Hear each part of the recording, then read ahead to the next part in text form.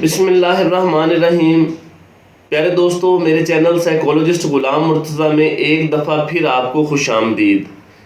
پیارے دوستو، آج کی ویڈیو اس حوالے سے بڑی اہم ہے کیونکہ اس میں آپ کے لیے سورۃ توبہ کی وہ آیت لے کر آیا ہوں کہ جس میں اللہ رب العزت نے 4 خزانے رکھے ہیں، اور جب آپ اس آیت کو دیے گئے طریقوں کے مطابق کریں گے تو وہ چاروں خزانے آپ کو ملیں گے۔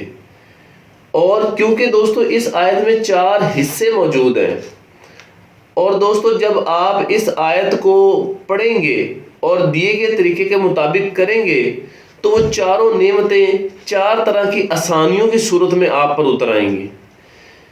لیکن دوستو، سب سے پہلی چیز جو آپ نے ذہن میں رکھنی ہے وہ یہ ہے کہ کوئی بھی عمل آپ نے شروع کرنا ہو تو اس کے لیے ضروری ہے کہ آپ کا اللہ تعالیٰ پر یقین ہونا بہت ضروری ہے، نمبر 1۔ نمبر 2، آپ دوسروں کو معاف کرتے ہوں، یعنی کہ استغفار جس کو آپ پڑھتے ہیں وہ ویسا آپ بنے بھی ہوں۔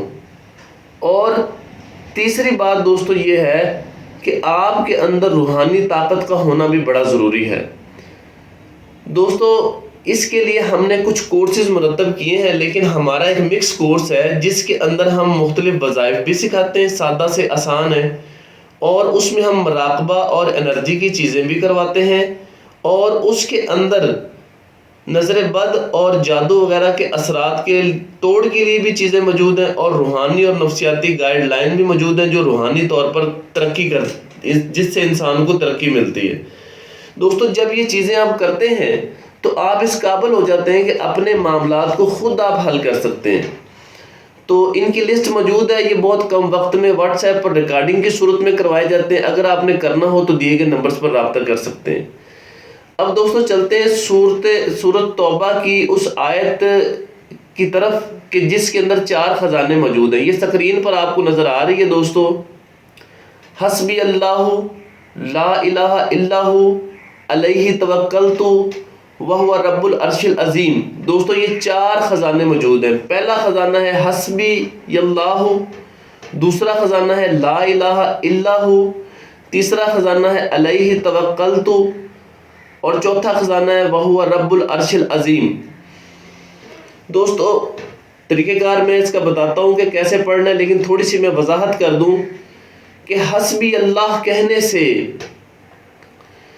پریشانی دور ہو جاتی ہے۔ کیوں؟ آپ جب اس بات کو کہہ رہے ہوتے ہیں، جب آپ پڑھ رہے ہوتے ہیں حسبی اللہ، تو اس کو مانے بھی صحیح کہ اللہ آپ کے لیے کافی ہے، تو پھر ضرورتوں کے لیے پریشان نہ ہوں۔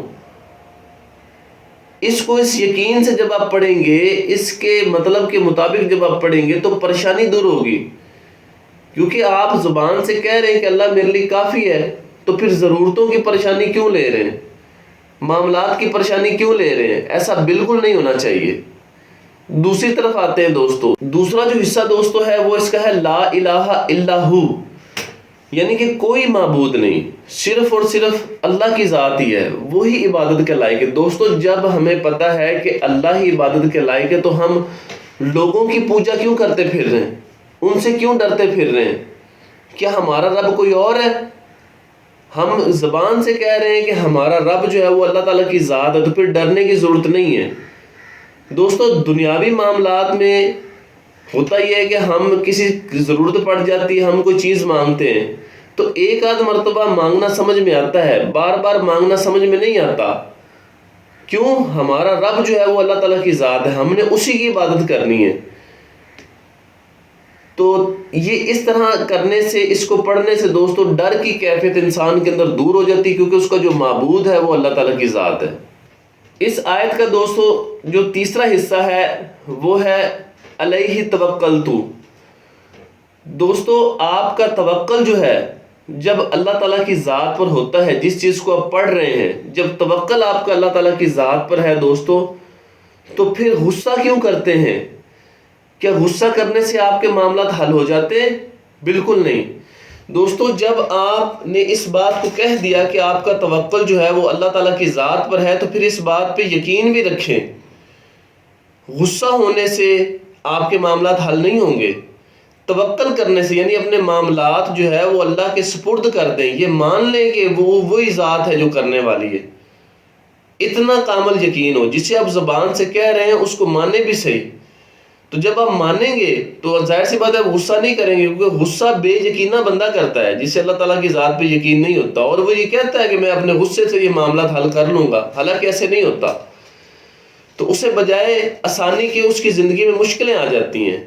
چوتھی بات، چوتھا حصہ جو ہے دوستو وہ خوشی لانے کے لیے ہے، وَهُوَ رَبُّ الْعَرْشِ الْعَظِيمِ، کہ وہ عرش عظیم کا مالک ہے۔ دیکھیں دوستو، ہمارا مالک اللہ رب العزت، جب ہم کہہ رہے ہیں کہ وہ پورے عرش عظیم کا مالک ہے، وہی پالنے والا ہے، اس کے پاس سب کچھ ہے، تو پھر دوستو پریشان ہونے کی، ٹینشن لینے کی، مایوس ہونے کی کیا ضرورت ہے؟ جب آپ کہہ رہے ہیں کہ پورے عرش عظیم کو وہ پالنے والا ہے، وہ اس کا رب ہے، تو پھر مجھے یہ بتائیں کہ چھوٹی چھوٹی باتوں پہ پریشان کیوں ہو جاتا ہے؟ آپ تو خوش ہو جائیں، کیونکہ آپ کا جو مالک ہے اللہ تعالیٰ کی ذات، اس کے پاس تو سب کچھ موجود ہے۔